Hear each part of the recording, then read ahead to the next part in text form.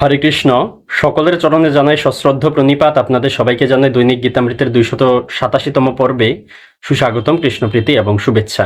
দৈনিক গীতামৃতের আজকের এই পর্বে আমি আপনাদের নিকট আলোচনা করব ভগবদ গীতার 7ম অধ্যায়ের সপ্তবিংশ বা 27তম শ্লোক নিয়ে। আপনারা সকলে ধৈর্য ও মনোযোগের সহিত সম্পূর্ণ ভিডিওটি শেষ পর্যন্ত দেখুন, সেই সাথে শ্লোকের মাহাত্ম্য ও তাৎপর্য হৃদয়ঙ্গম করার প্রচেষ্টা করুন। আমি শুরু করছি, আপনারা সাথেই থাকুন। ওম নমো ভগবতে বাসুদেবায়, ওম নমো ভগবতে বাসুদেবায়, ওম নমো ভগবতে বাসুদেবায়। শ্রীমদ্ ভগবদ গীতা 7ম অধ্যায় বিজ্ঞান যোগ। তো শ্লোকটি হচ্ছে ভগবান শ্রীকৃষ্ণের।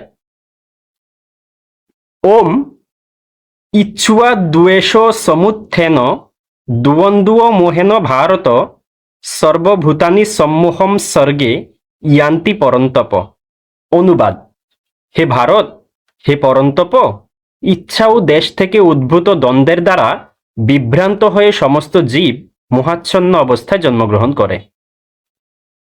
এই শ্লোকে ভগবান শ্রীকৃষ্ণ অর্জুনকে ভারত ও পরন্তপ এই দুটি নামে সম্বোধন করেছেন। পূর্বেই আমরা এই বিষয়ে এই নামগুলো সম্বন্ধে ব্যাখ্যা করেছি আমি। ভারত মানে হচ্ছে যিনি ভরত বংশধর বা যিনি ভারতের বংশজ, এবং পরন্তপ মানে হচ্ছে যিনি শত্রুদেরকে নিধন করেন বা শত্রু নিপাতকারী যিনি। সেই বিষয়টা ভগবান বলল, তার নামের দ্বারা এটা প্রকাশ করলো, এবং তিনি বললেন যে ইচ্ছা ও দেশ থেকে উদ্ভূত দ্বন্দ্বের দ্বারা বিভ্রান্ত হয়ে সমস্ত জীব হচ্ছে মোহাচ্ছন্ন অবস্থায়, মোহ দ্বারা আচ্ছন্ন হয়ে সে জন্মগ্রহণ করে, সেই বিষয়টা ভগবান বলল। এবং এখানে ভারত বলে সম্বোধন করে তিনি অর্জুনকে মনে করিয়ে দিলেন যে তুমি ভরতের বংশধর হয়ে, ভরত মহারাজের বংশধর হয়ে তোমার অন্তত এই অপগুণের দ্বারা তোমার হচ্ছে মোহাচ্ছন্ন হওয়া চলবে না, এবং তুমি পরন্তপ মানে তুমি শত্রু নিপাত করো। আর ইচ্ছা ও দেশ থেকে উদ্ভূত এই দ্বন্দ্ব, এই সমস্ত মোহ হচ্ছে তোমার শত্রু, এগুলোকেও তুমি বিনাশ করতে সক্ষম হবে। এই বিষয়টা ভগবান তাকে স্মরণ করিয়ে দিল এবং আমরা এই বিষয়টা উপলব্ধি করতে পারলাম।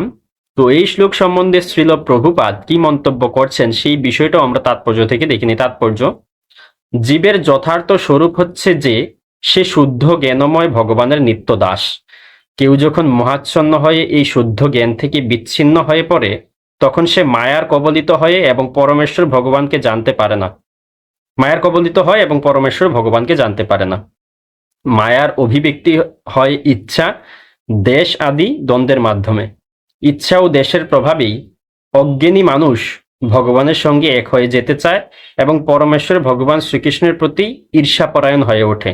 ইচ্ছা ও দেশের মোহ অথবা কলুষ থেকে মুক্ত ভগবানের শুদ্ধ ভক্তেরা বুঝতে পারেন যে ভগবান শ্রীকৃষ্ণ তার অন্তরঙ্গা শক্তির প্রভাবে এই জড়জগতে অবতীর্ণ হন, কিন্তু দ্বন্দ্ব ও অজ্ঞানতার দ্বারা মোহাচ্ছন্ন ব্যক্তিরা মনে করে যে জড়শক্তি থেকেই পরমেশ্বর ভগবানের সৃষ্টি হয়। এটি তাদের দুর্ভাগ্য। এ ধরনের মোহাচ্ছন্ন মানুষেরা মান অপমান, সুখ দুঃখ, স্ত্রী পুরুষ, ভালো মন্দ আদি দ্বন্দ্বের দ্বারা প্রভাবিত হয়ে মনে করে এটি আমার স্ত্রী, এটি আমার বাড়ি, আমি এই বাড়ির মালিক, আমি এই স্ত্রীর স্বামী। এগুলিই মোহের দ্বন্দ্ব।